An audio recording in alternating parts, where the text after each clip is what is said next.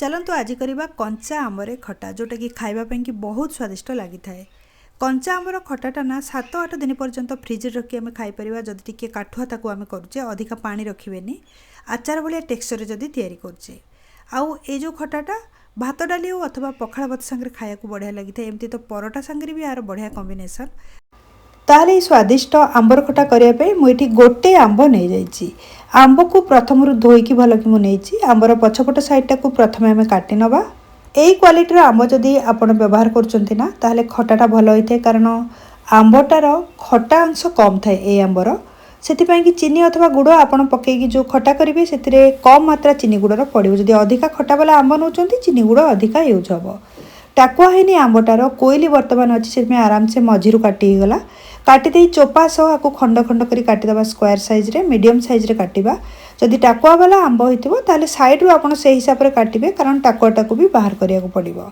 छोट छोट करी मु काटि नेछि दी फाळ जाक सेम प्रकार रे आ सेम साइज रे हमें प्रथमे काटि नवा।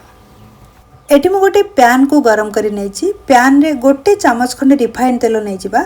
रिफाइन तेल को गरम होबा को दबा। तेल जितेबाला गरम हो एथिरे पकेबा आधा चामच सोरिष और आधा चामच जीरा दीटाक जो जिनस को गोटे प्लेट रे नहीं रखी तेल रे पकईदबा। तेलटा गरम होला परे आपण जीरा और सोरिष को पकेबे। तेलटा जितेबाला गरम न होइथिबो ना बिल्कुल पकेबेनी नहले तेलर बास्नाटा खटारे पळे आसीबो।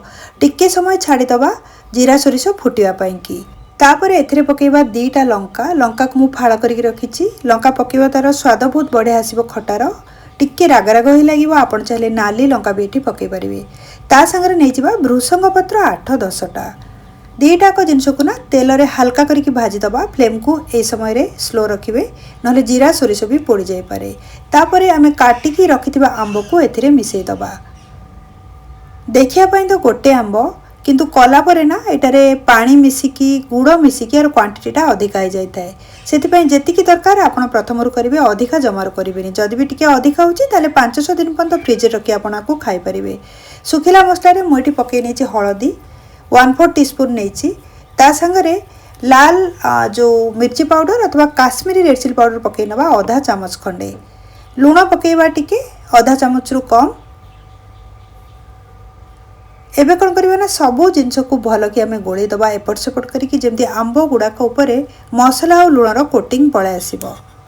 टिके समय स्लो फ्लेम रे ओल्टा पल्टा करके गोल दबा।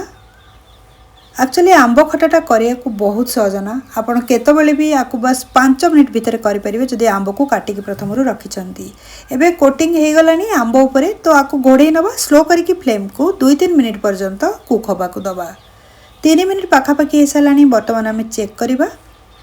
आपन देखिपे आंबटा अधा सिझी सारा। टिके गोल दबा कहीं तलू ना लग जापे आंबटा। सेमती तो चीनी अथवा गुड़ पकई आम तैयारी करता आंब खटा। जदि आप चाहूना ताहले एइथिरे पानी देकी सिझेकी आप खाईपारे आर टेस्टा भी बहुत बढ़िया आसी थाए।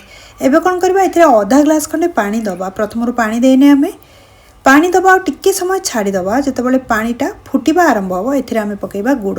गुड़ बदल में आपड़ चाहिए चीनी भी एथिरे पकई पारे किंतु गुड़र स्वादटा बहुत बढ़िया आसी थाए। सब जिनस को गोले पोड़ेकी टिके समय छाड़ीदबा 1 मिनिट पर्यंत एमती खोला आंचरे।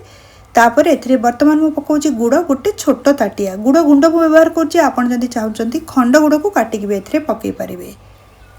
गुड़टा पकईला परे ना सब जिनस को गोलैकी पुणी थे घोड़े दबा जहाद्वारा कि भितर झोल सह गुड़टा मेल्ट होकर मिसीज आंबरे भी कोटिंग आसो आंब भीतर पर्यंत भी गुड़टा पलैब। से भल कि गोल दबा तापर घोड़े दबा 2-3 मिनिट स्लो फ्लेम रे। जदि चाहते मझे मझे थे थे गोल दौथे जहाद्वारा कि एटा लगनी अथवा तले पड़ोनी। 3 मिनिट पाखापाखि हो सारा। मझे मुझे 2 थर को गोलैली प्रति 1 मिनिट थे गोलैकी रखी। तो वर्तमान आप देखिपे भल कि जो आमर झोलटा माने पानी जो पकई ना से आंब सांगे मिक्स हो सारा। आचार टेक्सचर पड़े आसला किंतु बहुत काठुआ हो जाए। एते काठुआ करवानी ठंडा होला तो ये ऑटोमेटिक सुखिला हो जाए था। सीझी सारी आंब कौन करवा ना एथिरे झोल पाई टिके पानी दबा। एते काठुआ रखिबानी नले टेस्ट पड़े जाव पूरा। पानी टिके देला परे सब जिनस को गोलैकी आ घोड़ेवा दरकार नहीं। खोला आंचरे आपको टिके समय फुटेबा।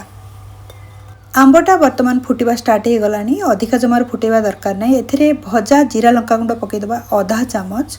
जदि लंका गुंड नहीं आप खाली भजा जीरा गुंड भी पकई पारे। पुणी थे सब जिनस को गोलैदवा।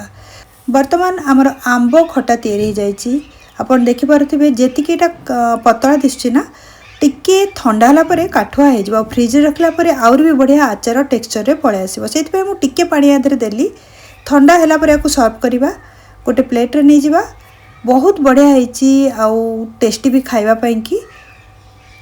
तो ये रेसिपीटा को आपण निश्चय थे ट्राए करूँ। तो रेसिपी विषय में आपण मन में जहाँ भी क्वेश्चन अच्छी कमेंट सेक्शन में शेयर करूँ।